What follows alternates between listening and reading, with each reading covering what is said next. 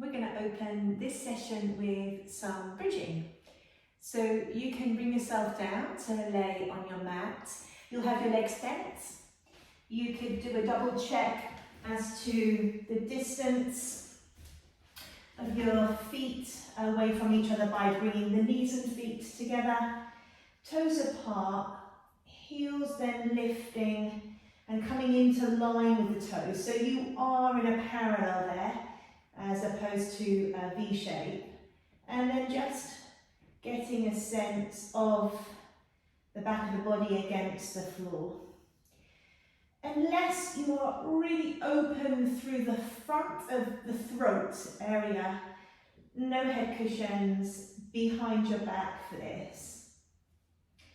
Feet want to be organised in a way, and you can of course take one or two to check this, that when you stand down into them initially, you're really sensing that support starting to fire up through the backs of the legs and the back of the pelvis. You'll take a breath in at the top of your movement, and as you breathe out, sigh to return. And I'm going to use 2 or 3 of these movements to just recap. Understand that in essence we are promoting some mobility through the spine. We're looking at allowing that falling return as much as we are encouraging that feeling of support from the back. We're going to begin to add in here an arm arc sequence. So standing into the floor, tilting, peeling and reaching the knees forward. Now when you're up at the top there, you're going to take the arms away from your mat and have the fingers up towards the ceiling, again looking at what would be vertical for the arms. As you then return back down again, you're going to come into an arm arc, so the upper arms are falling back. From here, you'll take a pause and then you'll bring the arms all the way back down for you to go again. So the full movement again will have you standing down into the feet, tilting and peeling. You'll release the arms from the floor. You're still looking at being in the shoulder blades there. And then arms will fall backwards. There's a pause, just briefly there to reach, and then you'll return the arms. So breath pattern wise, we're looking at, if you're searching for something, you're breathing out on the up and in as you raise the arms. You'll then take a breath out as you reach back. You could start your inhale opening up and then return the arms on that same inhale to go again. So standing down into the feet. So you might not get the same amount of time with the reach backwards as you would if you were taking these deconstructed arm arcs on their own, but you still know that at that point you're looking to find some side body length. You're very aware of elbow length each time you take the arm arc, and that reach backwards as the spine returns is a multiple space finder. So let's take this as the last one. Down to come up, fingertips to the ceiling, arms coming back, and then returning the arms all the way back down. So an opener that involves a combination of mobility through the spine and then that addition of mobility through the shoulders as well, which means then we can come into some rotation, still focusing on the mobility through the middle spine. Find yourself on your side in your book openings position.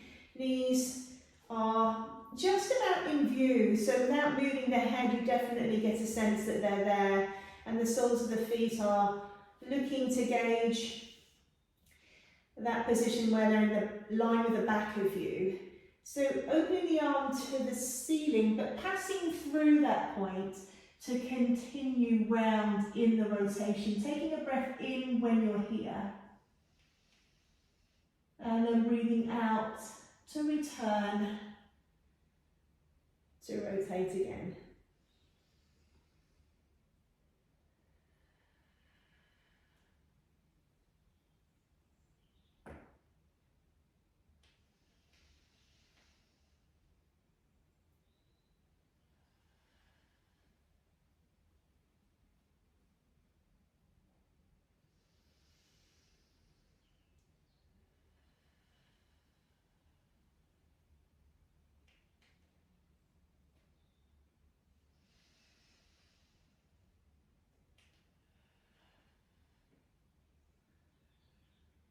Last one. Stay connected. For the most part, that means if you continue to look at the hand, even as you're closing, just helps the spine move a little bit more segmentally. So then each part of the spine that is able to rotate has the opportunity to do so. So that's really one of the reasons why we have that focus on looking at the hand. You'll breathe out.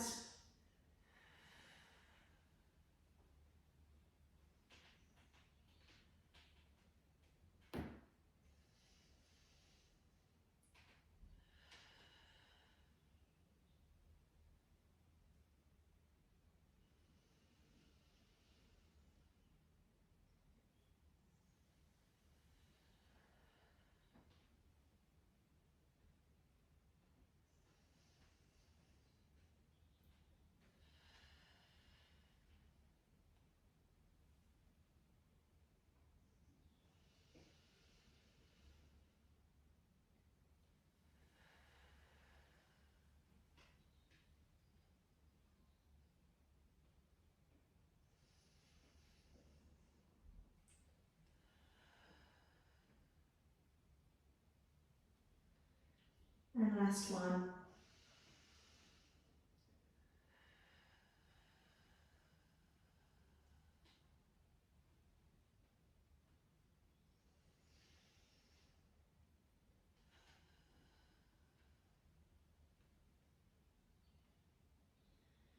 If we come onto our back once more from here, and you could choose to have a little cushion behind your head if you wanted to. So we've covered one element of the arm arcs. We're going to head into open and close from here, and just notice how that feels. Having already rotated, just notice the give across the chest, breathing in as an option and breathing out to close.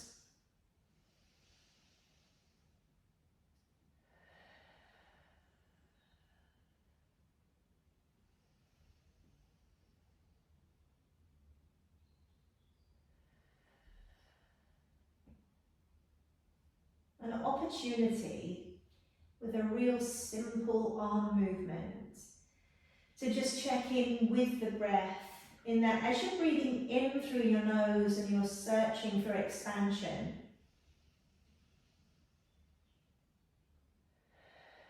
that's really ending up feeling like it's everywhere through the torso. So of course we have some movement within the ribs, with them housing the lungs.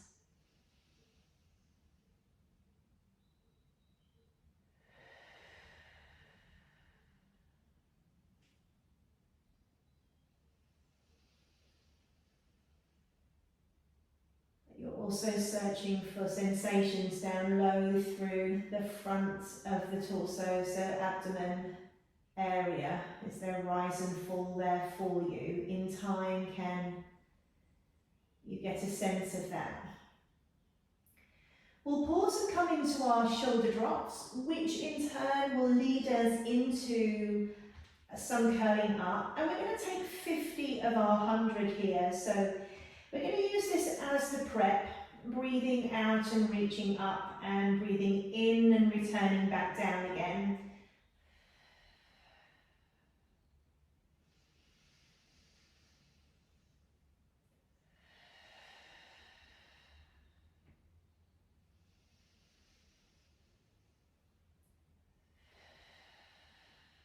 And then having picked up on the back ribs dropping back, when they drop back next, the head could appear lighter, and in fact you're going to allow it to leave the floor in order for you to curl up, and you'll inhale there as you lay yourself back down again.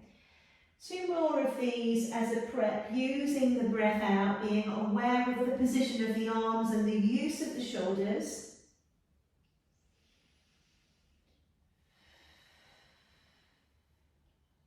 The next time you're up, you're going to stay up. You'll take an inhale and an exhale. We're looking at 5 arm pumps for the duration of the inhale and 5 arm pumps for the duration of the exhale.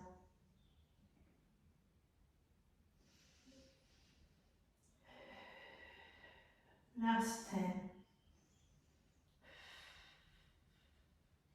Pause in there, really checking in with the height of the arms once more, the position of the shoulders.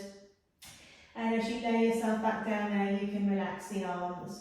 We're heading to our dead bug and crisscross sequence and slightly change the final shape. So down with one of the feet to lift one of the legs, and then returning down with one of the feet again to lift one of the legs, and then returning.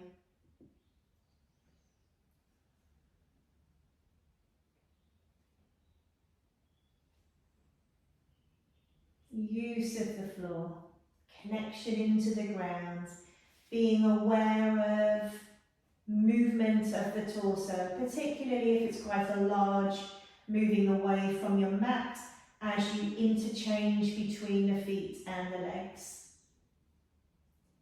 And then of course, essence of the movement is the ease through the hips, which we're going to look to take forward, that sense of calmness, then through the pelvis as we move forwards.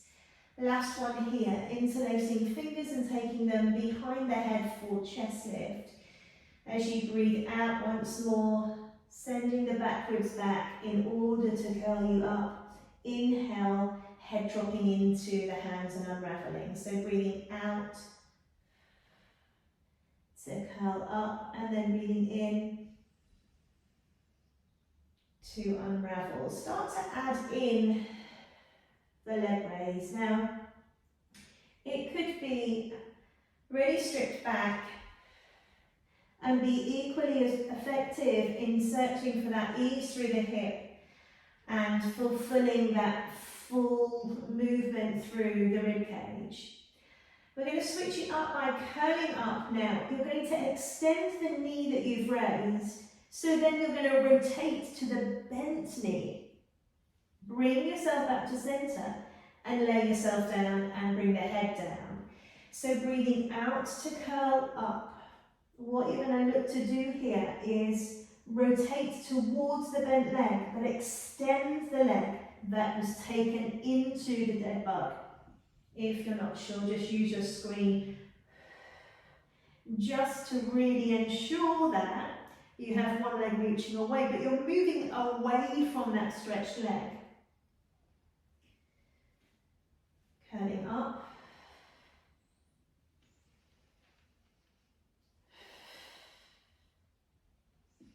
The last one.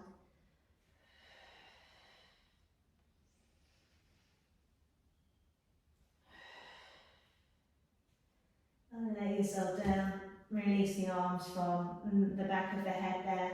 If you float the legs up separately, as an option to come up to seated, the hands can slide up the backs of the legs. The backs of the legs go forward, and that brings you all the way up into seated. We're going to start with rolling up and rolling down sequences with straight legs today. Grab your bands. You've also got the option to use the cushion in the lower back area. So that would mean it would be close to you as you're setting up here.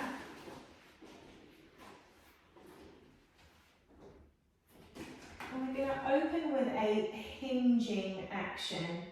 So you're sitting tall, you could have soft knees here, and they may well start to extend as you move away. But how lengthened can you create through the spine as a result of those soft knees? So just notice what that helps you with in softening them. And then I would go for a quite tight band here, so hands are holding close to the feet in that idea. And then you're going to hinge backwards, and as you do, you might want to reach the legs long if they were bent, which means that as you fold and return at the front of the hips, the knees may soften again. If that feels a little bit too complicated from a coordination perspective, or maybe it even makes you feel like you're using your lower back, the alternative would be to have straight legs throughout and prop yourself up, so be sat on a block instead, just for this initial movement. As you're aware, you're moving the torso away from the thigh bones, but without any curve through the lower back. So we're not moving into a pelvic tilt towards the ribs here. You may feel that you're moving onto the back of the sit bones, but you're maintaining the same length, the appearance of that same length,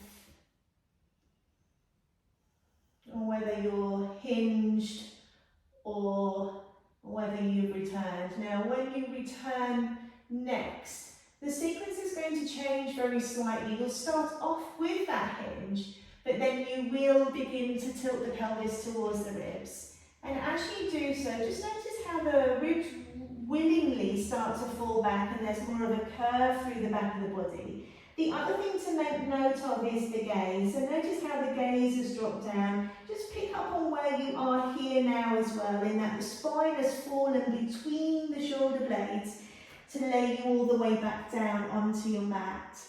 Breathing out, sending the back ribs back, rounding through the shoulders. We're going to return as if we've taken a roll up. So you may look to curve here. And then as you sit tall, the legs can straighten out. So you have a hinge. Consider straightening the knees there. And then you change your mind to tilt. There's a lovely ripple effect up the spine there. And you tune into it as you're coming down onto your back. Breathing out, sending the back ribs back to bring yourself all the way up, to pause and go again. This is going to be our last one. Hinging, tilting, rolling through the spine.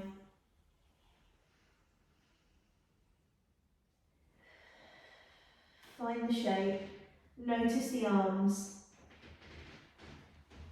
and then bringing yourself all the way back up again.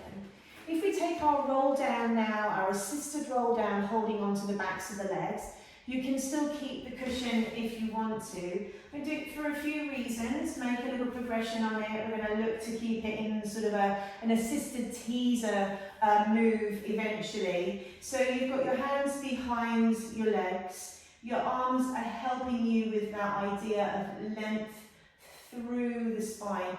Go wider with the feet if you feel a little restricted in the insides of the thigh bones there. From the start, you'll be using your feet, tilting the pelvis. So tipping the pelvis towards the ribs, rolling onto the back of the pelvis then. The balls of the feet draw towards you, and then you're going to bring yourself all the way onto your back. As you breathe out here, the backs of the legs go forwards. You're going to send the back ribs back, but you're going to keep the feet off the mat.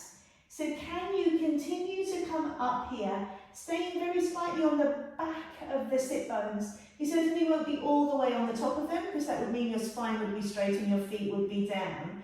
Now here, often it's more challenging because there's nothing here keeping their legs together. You could grab a ball, have a ball between the knees or the feet if you felt you needed some guidance for the two halves of your pelvis. Otherwise, with tilting, you'll drop the hands into the legs to leave a bit of weight behind, and that's going to help you with pace.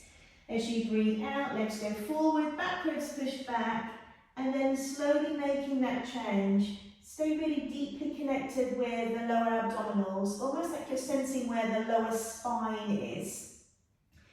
Exhaling, start to tip back, find the back of the pelvis. Legs will feel like they move away from you first before they then of course come towards you. Breath out.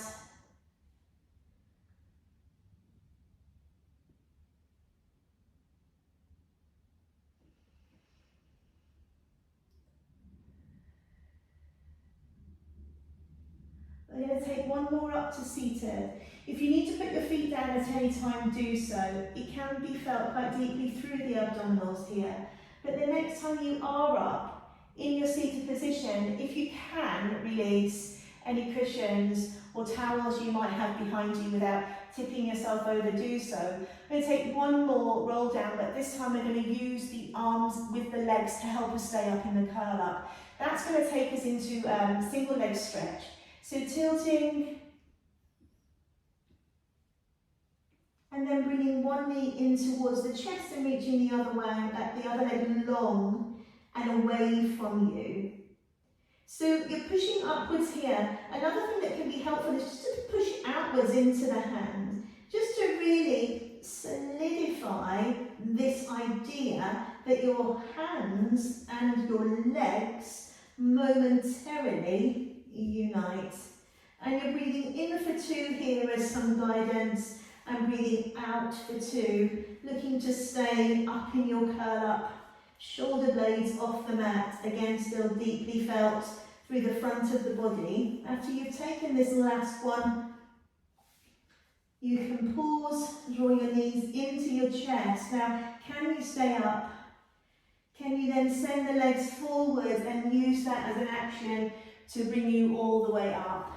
We're heading into Mermaid from here. I'm just going to grab my block to do that. So come with the left leg in front and the right leg behind you. Feel free to grab some books as well as you're heading down. And settling. So how is that?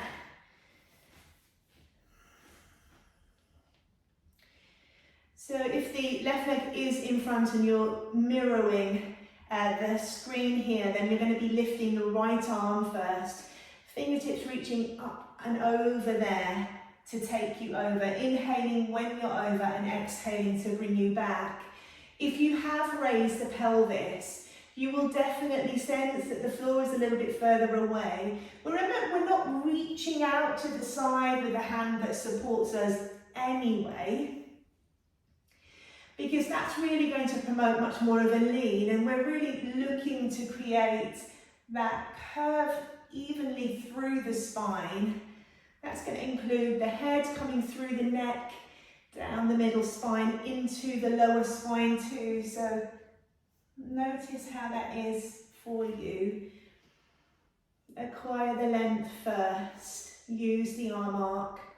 Crown of the head reaching up and away from you to take you over. And then bringing yourself back. We switch legs.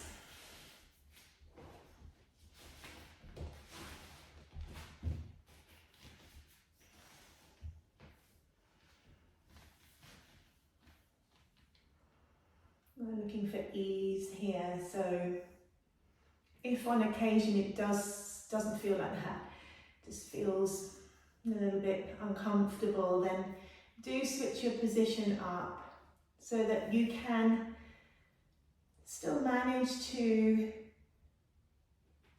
have that sense of freedom through the spine. You know, if the hips suddenly feel locked due to the position you've put them in, that's certainly going to affect the lower back in its ability to give. And of course then there's that ripple effect that happens in not such a positive way. So really tune in and don't feel defeated if you do need to use the props. That's what they're there for. So last one here. Again, finding the length, because that's really going to give you that idea that we're really space finding as we're coming up and out there. Heading into a little bit of hamstring work. So for that, you could use your cushion behind your head again if you wanted to. Grabbing your band. It doesn't matter which leg the band is going to come around first. As always, once you find yourself on your back, you're going to have both legs down, and we'll do that in between as well. So how is this? Certainly feels a little different with one band in contact with one leg. Pushing into the band to raise the leg, and being aware as you do that of any reaction from the upper part of the hip.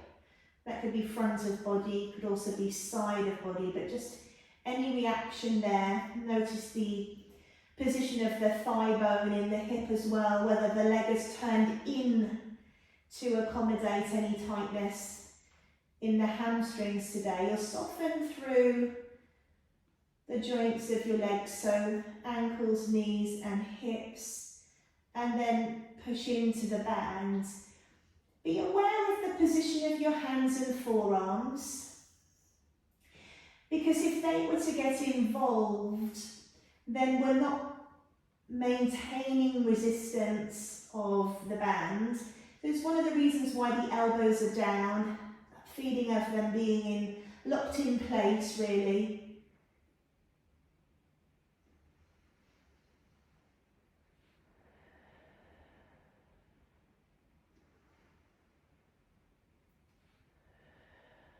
Last one. We stand into the band with the other foot.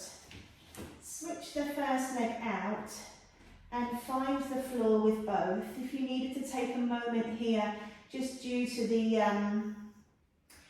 grip on the band, you could do so. How is it now that you're back? Reaching the foot into the band and then really finding the hinge of the hip. As you find the hinge of the hip, there's this idea that the tail drops backwards into the mat as the leg lifts. And then the leg gets to where it gets to. That very idea might make you think the leg didn't travel as far before you really felt your hamstrings. Just take a few beats here as we did on the first side. Just gauging how it is. Have you noticed anything about the front and side of the hip? Have you noticed anything about the position of the thigh bone? And then softening and lengthening. You can also imagine softening the tissue, particularly in the back of the leg at the top there, so hamstrings.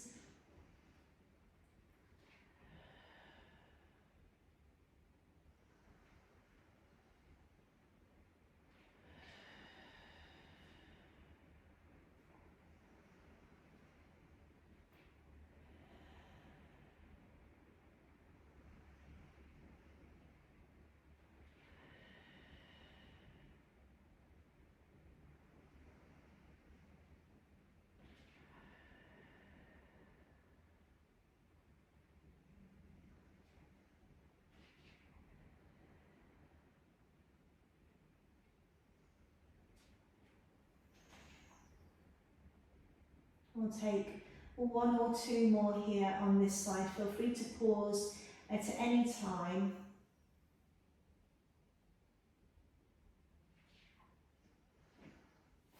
And then we'll take the band away there. So if you come to lay on your front, we're going to start with some hip extensions. So single leg, head will be resting down on the hands. Walking the pelvis away from the spine, then walking the legs away from the pelvis. Really just looking to find the very middle of you.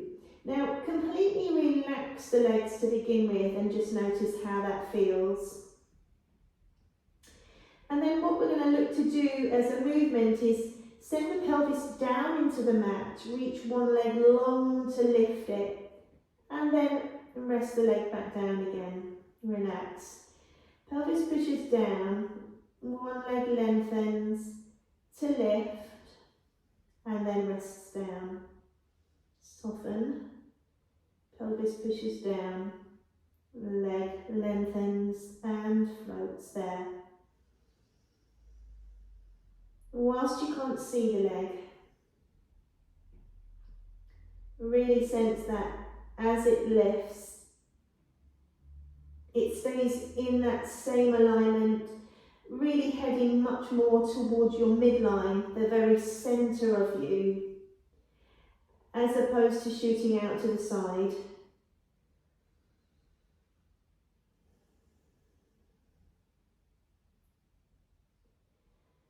Pausing there, let's take both legs at the same time. It's often different and often needs even more of a focus of the pelvis pushing down. Really, it's just as if the backs of the hamstrings have been picked up, and relax. Soften, send, reach and hover, and resting back down again. Soften through the knees. Push down, send and reach. And relax down. Last one. And rest. We head into Swan. The hands are going to come beside the body and the forehead is at a hover. Take a breath in. Notice how that in itself lengthens the upper spine. Widen through the chest, allow the sternum to escape. Feel the shoulder blades drawing towards each other, and as you breathe out, relax yourself back down to where you came from. Inhaling. Exhaling. Breath in.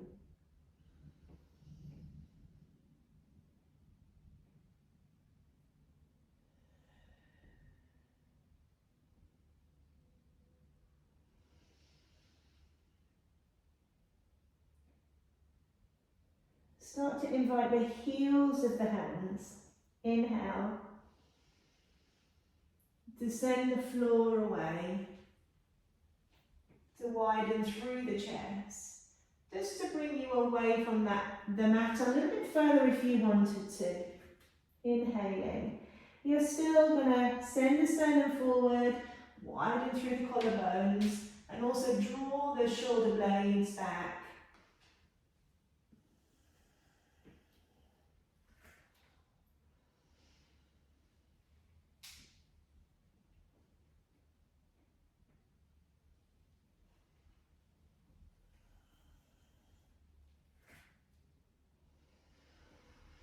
As you come into a Swan 2, be aware that as the feet lengthen and join in, the head may stay even higher as it comes back, just to maintain that connection.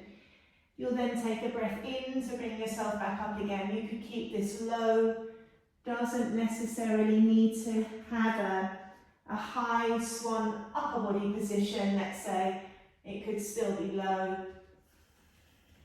Notice the hands on the floor, pushing and sending away, just gently sending the heels of the hands forwards and away eventually. And then the chest coming forward, you might feel like you're pulling the mat back underneath you.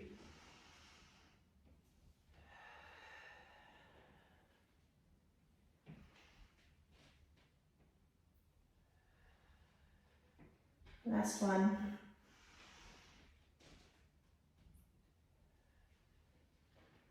And relax the legs down, relax the upper body down, and bring yourself into a child's pose. So with the child's pose, initially focusing on the pelvis itself coming downwards, sort of heavy. The head then might need to stay away from the mat if the lower end of the spine is the focus. And then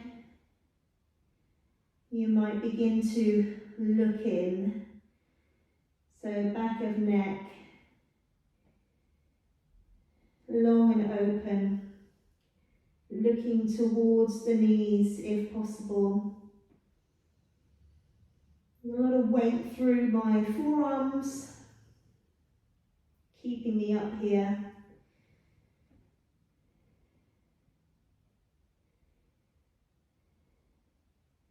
And then sending the low back ribs upwards. It's a great place to look at some focused breath. So inhaling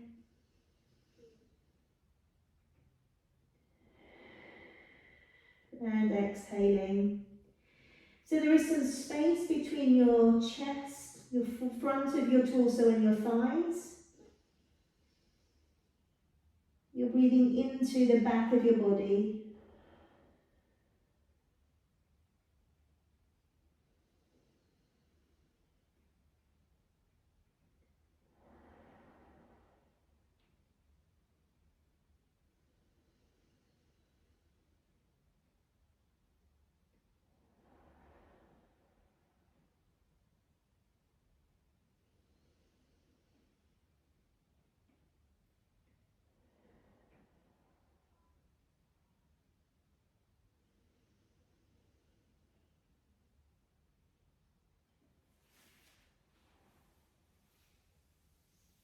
Slowly unraveling.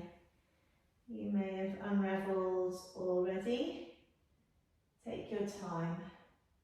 Just ensure you have your focus in your space. Pretend to blink. Slowly move the head around. Notice your surroundings. And then, if it's safe enough to do so, you could curl your toes under.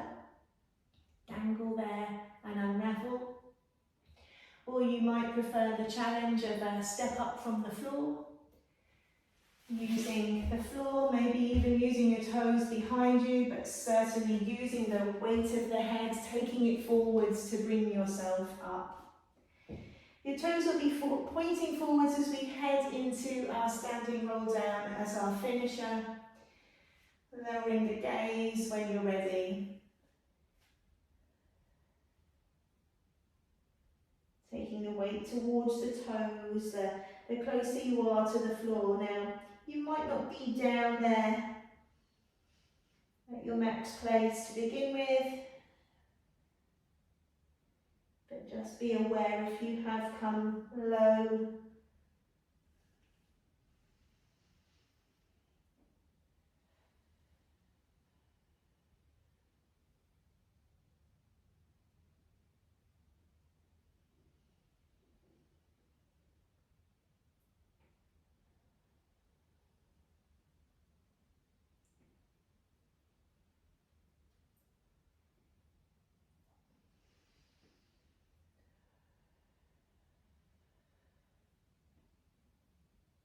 Dangling at the bottom.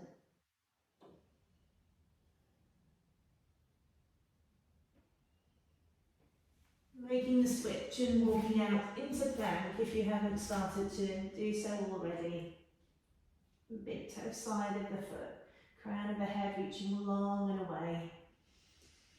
Heels pushing back and down and walking back to the feet. Softening there, dangling there. And then once more making the switch, looking at your own body as you unravel and bring yourself all the way up. Last one.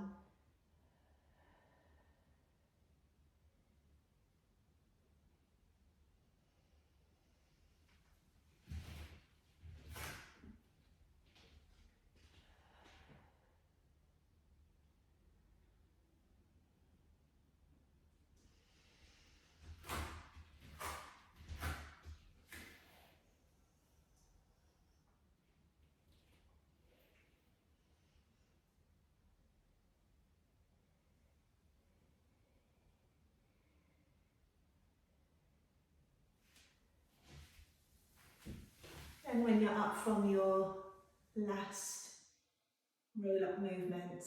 You're done. Well done everyone. Any questions, do let me know. Otherwise, take care.